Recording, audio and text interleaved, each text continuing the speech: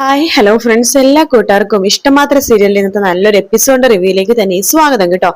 Channel ആദ്യമായിട്ടാണ് കാണുന്നെങ്കിൽ ഒന്ന് സബ്സ്ക്രൈബ് ചെയ്ത് ലൈക്ക് ചെയ്ത് സപ്പോർട്ട് ചെയ്യണേ. അങ്ങനെ ഇഷിതയുടെ അടുത്തേക്ക് ചിപ്പി വന്നിരിക്കുകയാണ്. അമ്മ എന്താ എന്നോടൊന്നും മിണ്ടാത്തത്? അമ്മ ഇങ്ങനെയൊന്നും ആയിരുന്നില്ലല്ലോ.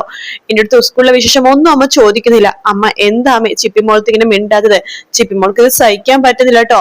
അമ്മ ചിപ്പിമോളത്ത് ഇങ്ങനെയൊന്നും ആയിരുന്നില്ലല്ലോ. അമ്മക്ക് ഇത് എന്ത് പറ്റി? എന്തിനാ ഇങ്ങനെ മിണ്ടാതിരിക്കണത്? അമ്മ എന്നോട് കളിക്കുവാണോ? അങ്ങനെയാണെങ്കിൽ വേണ്ടട്ടോ, എനിക്ക് അത്ര വിഷമാവുന്നുണ്ട്. മിണ്ടമ്മേ, അമ്മേ ഒന്ന് മിണ്ട്. എന്താ അമ്മ ഇങ്ങനെ എന്നൊക്കെ ചോദിച്ചുകൊണ്ടിരിക്കുക. അവിടേക്ക് മഹേഷ് വരണം. മോളെ ഡാഡി എന്ന് വേണ്ടി കെട്ടിപ്പിടിക്കണം. എന്താ മോളെ എന്തു പറ്റി? കണ്ടില്ലേ മമ്മി എന്നോട് മിണ്ടുന്നില്ല.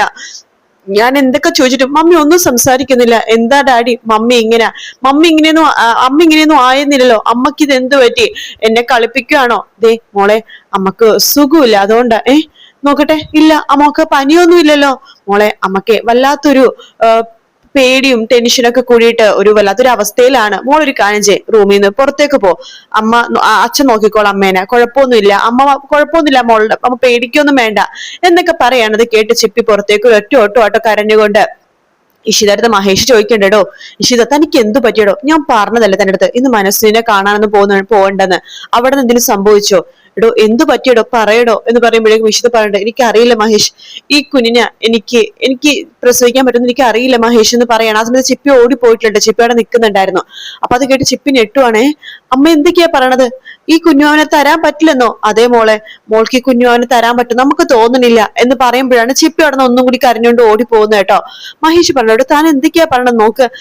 അല്ല തന്റെ തോന്നലാടോ എന്ന് പറയണത്. താൻ ഇങ്ങനെ പേടിക്കരുത്, ഈ സമയത്ത് പേടിക്കാൻ പാടില്ല. ഇഷിത ഞാനല്ല തന്റെ കൂടെ ഇല്ലേടോ എന്നിങ്ങനെ പറഞ്ഞിട്ട് ഇഷിതനെ ചേർത്ത് പിടിക്കാണ് മഹേഷ് കേട്ടോ. ഇഷിത പൊട്ടിക്കരയാണ്. ഇഷിതനെ ചേർത്ത് പിടിച്ച് മഹേഷ് നെറ്റിയിൽ ഒരു ഉമ്മയൊക്കെ കൊടുക്കുന്നുണ്ട്. അതിനുശേഷം കാണിക്കുന്നത് രാമനാഥനെയും അതുപോലെ തന്നെ നമ്മുടെ സ്വപ്നവല്ലിനെയാണ്. രാമനാഥൻ സ്വപ്നവല്ലി പറയുന്നുണ്ട് രാമനാഥനോട്, ചിപ്പി മോൾ ഇഷിതനെ കാണുന്നത് ബെഡ്റൂമിലേക്ക് പോയതാ. ഇപ്പൊ കരഞ്ഞുകൊണ്ട് പുറത്തേക്ക് ഓടിപ്പോയി. കരഞ്ഞുകൊണ്ട് പുറത്തോടിപ്പോയെന്നോ? ചിപ്പിമോൾ അങ്ങനെ വെറുതെ കരയില്ല, എന്തോ ഒരു കാര്യം ഇട്ടിട്ടുണ്ട്. സ്വപ്നം ഇവിടെ എന്താ സംഭവിച്ചത്? എനിക്കൊന്നും മനസ്സിലാവുന്നില്ല. എനിക്കും അതാ മനസ്സിലാവുന്നത്. മഹേഷ് വരുന്നുണ്ട്, മഹേഷിനോട് ചോദിക്കാം എന്ന് പറയണം. അപ്പോഴേക്കും മഹേഷ് അങ്ങോട്ടേക്ക് വരുന്നുണ്ട് കേട്ടോ. രാമനാഥൻ ചോദിക്കണ്ട, മോനെ എന്താ സംഭവിച്ചത്? ചിപ്പിമോൾ എന്തിനാ പുറത്തേക്ക് കരഞ്ഞുകൊണ്ട് ഓടിപ്പോയത്? ഇഷിത അവളെ എന്താ പറഞ്ഞത് എന്നൊക്കെ ചോദിക്കുകയാണ്. ഇഷിത അല്ല, ഞാനാ പറഞ്ഞത് റൂമിൽ നിന്ന് പോയിക്കോളാനായിട്ട്. അപ്പൊ ഇതൊക്കെ കേട്ട് മഞ്ജിമ സന്തോഷത്തോടെ നിക്കാട്ടെ. ഞാൻ ആഗ്രഹിച്ച പോലെയൊക്കെ നടക്കുന്നുണ്ട്. നടക്കട്ടെ എന്ന് മഞ്ജിമ വിചാരിക്കാണ്. സ്വപ്നം ചോദിക്കണ്ടേ, നീ റൂമിൽ നിന്ന് അവളോട് പുറത്തു പോകാൻ വേണ്ടി പറഞ്ഞെന്നോ? അതെ അമ്മേ, അത് വേറൊന്നുമല്ല. ഇഷിത ഇപ്പൊ നമ്മൾ വിചാരിക്കുന്ന പോലെ പഴയ ഇഷിത അല്ല അമ്മേ. ഇഷിത പഴയ ഇഷിത അല്ലെന്നോ? നീ എന്തൊക്കെയാ പറഞ്ഞത്? അയാളുടെ സ്വഭാവമൊക്കെ ആകെ മാറി.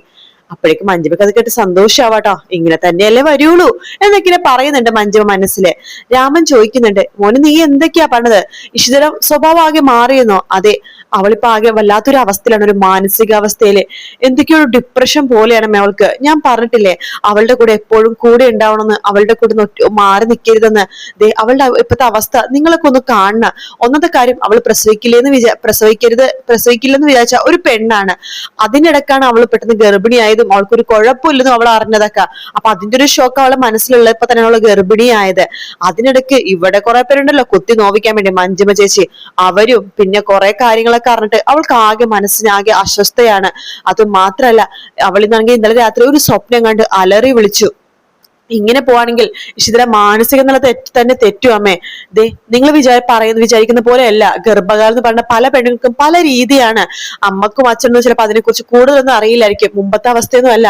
പല ഗർഭിണികളും പല രീതിയിലാണ് പ്രതികരിക്കുന്നത്. ചിലർക്ക് ഗർഭകാലം എന്ന് പറഞ്ഞത് വല്ലാത്തൊരു മാനസികാവസ്ഥയിലൂടെ കടന്നു പോകും. അങ്ങനെ കടന്നു പോകുന്നവര് പ്രസവം കഴിഞ്ഞാലും കുഞ്ഞു ജനിച്ചെന്ന് പോലും അറിയാതെ പലതും ചെയ്തു കൂട്ടും. അതാണ് ഡിപ്രഷൻ എന്ന് പറയണത്. ആ ഒരു അവസ്ഥയിലേക്ക് ഇഷിത ആകുമെന്ന് പോലും എനിക്ക് പേടിയുണ്ട്. ഇത് കേട്ടിട്ട് ചിപ്പി അവിടെ നിന്ന് പൊട്ടിക്കരയാട്ടോ. എന്റെ അമ്മ എന്ന് പറഞ്ഞ് പൊട്ടിക്കരഞ്ഞോണ്ടിരിക്കുകയാണ്.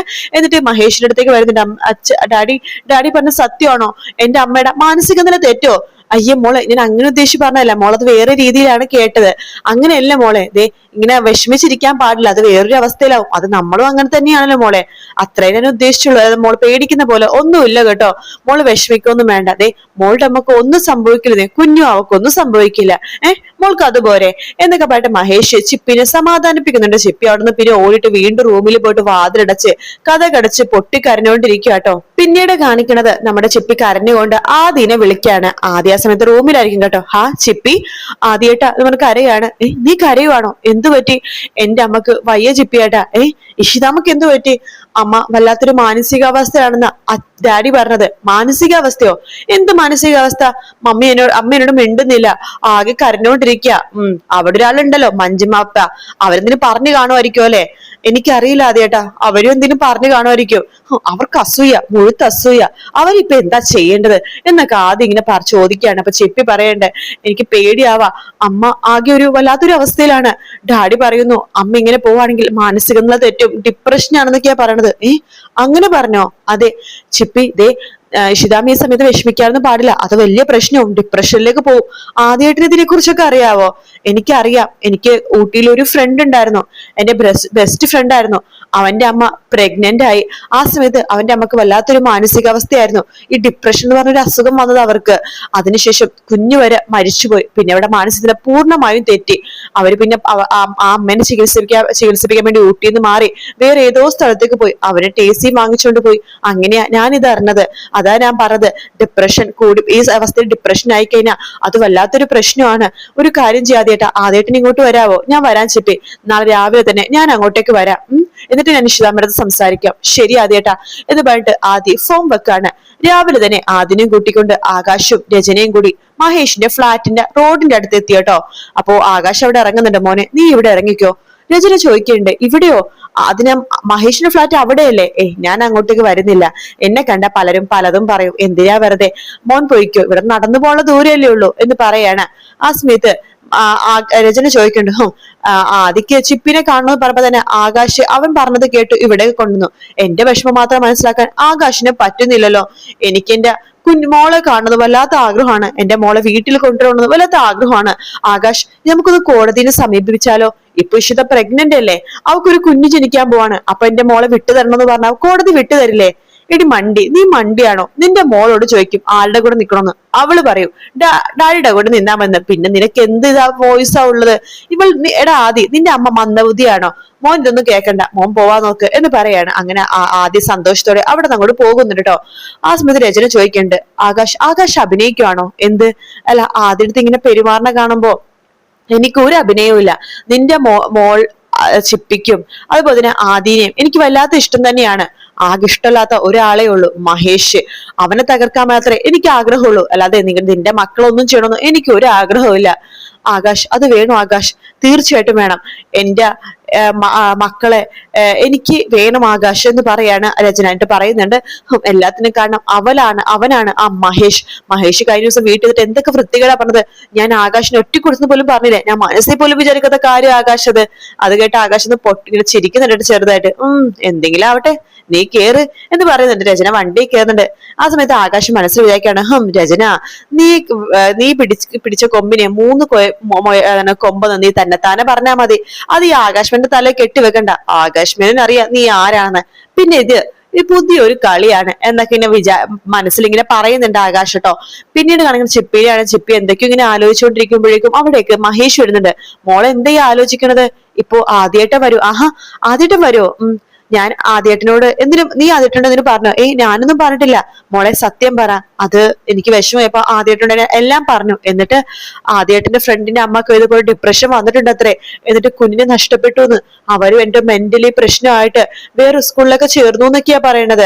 അതൊക്കെ കേട്ടിട്ട് ഇഷിത അകത്തിരിപ്പുണ്ട് കേട്ടോ. ഇഷിതയുടെ മനസ്സ് വീണ്ടും ഇങ്ങനെ കലങ്ങിക്കൊണ്ടേയിരിക്കുകയാണ്. ആ ഒരു ഭാഗത്തോടെയാണ് ഇന്നത്തെ എപ്പിസോഡ് തീരുന്നത്. നാളത്തെ പ്രൊമോയിൽ കാണിക്കണത് നമ്മുടെ ആദ്യടുത്തും അതുപോലെ തന്നെ ചിപ്പിയെടുത്തും മഹേഷ് പറയുന്നുണ്ട്, ഇഷിതയുടെ കൂടെ മക്കൾ നിങ്ങൾ എപ്പോഴും ഉണ്ടാവണം. ഇഷിതനെ കളിച്ച് ചിരിപ്പിച്ച് സന്തോഷത്തോടെ നിർത്തണം. ഇഷിതയുടെ മനസ്സ് അപ്പൊ ഒരുപാട് മാറും എന്ന് പറയാണ്. ആദ്യം ചിപ്പി നല്ല രീതിയിൽ തന്നെ ഇഷിതടുത്ത് പെരുമാറുന്നുണ്ട്. ഇഷിത വീണ്ടും പഴയ പോലെ ചിരിച്ച് കളിച്ചൊക്കെ അവരോട് സംസാരിക്കുന്നു കേട്ടോ. ശേഷം ആദ്യം നേരെ അടുക്കളയിലേക്ക് പോവാണ്. അവിടെ നമ്മുടെ